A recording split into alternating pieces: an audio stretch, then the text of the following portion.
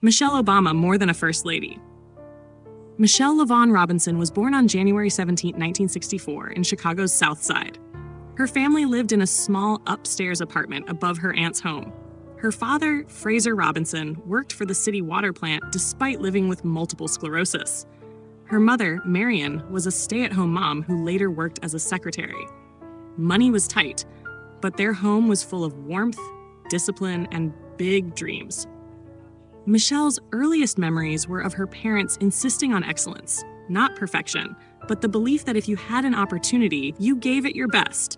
She learned to read by the age of 4, skipping second grade. Her world was a mix of close-knit community life and the challenges of growing up Black in a racially shifting neighborhood. At Whitney Young Magnet High School, Michelle commuted over an hour each day, determined to make the most of the opportunity.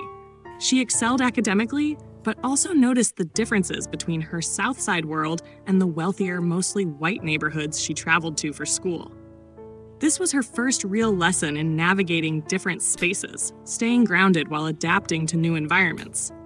She set her sights high, Princeton University. Guidance counselors doubted her, but Michelle refused to lower her aim. In 1981, she walked onto Princeton's campus as a first-generation Ivy League student, majoring in sociology and African American studies. At Princeton, Michelle experienced what she later described as imposter syndrome. She sometimes wondered if she belonged, but her grades and her growing sense of self proved otherwise.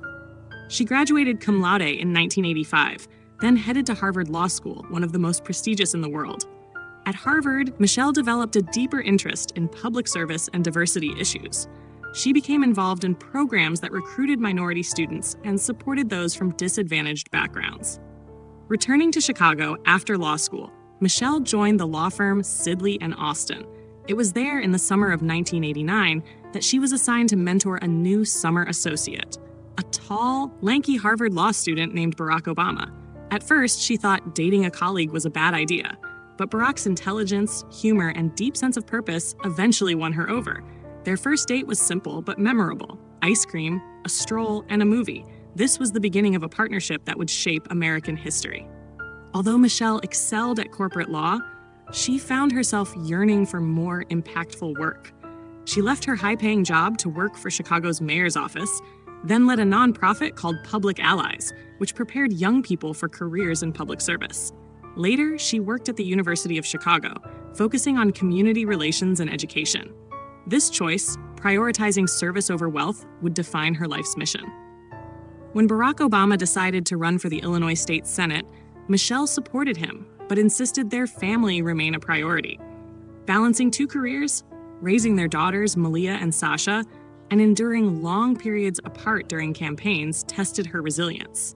When Barack announced his run for U.S. president in 2007, Michelle knew it would change everything. She stepped onto the national stage, speaking at rallies with a mix of honesty, warmth, and conviction. Some criticized her, others adored her, but she stayed authentic. In 2009, Michelle Obama became the first African-American First Lady in U.S. history.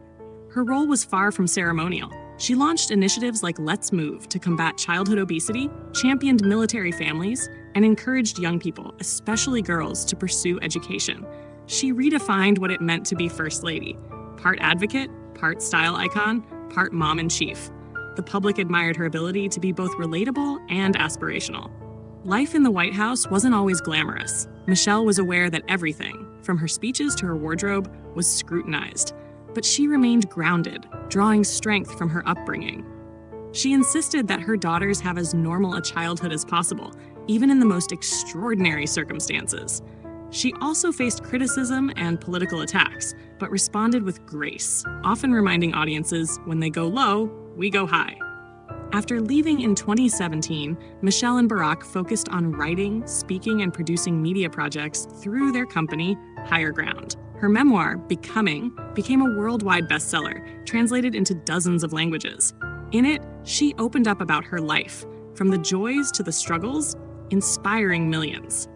Michelle toured globally, filling arenas not as a rock star, but as a voice of empowerment, especially for women and young people. Michelle Obama's life is a testament to resilience, service, and staying true to one's values. From the South Side of Chicago to the world stage, she has shown that leadership is not about titles, it's about impact. She once said, "Success isn't about how much money you make. It's about the difference you make in people's lives." And perhaps that is why, years after her time in the White House, Michelle remains one of the most admired women in the world. Not because she sought the spotlight, but because she used it to light the path for others.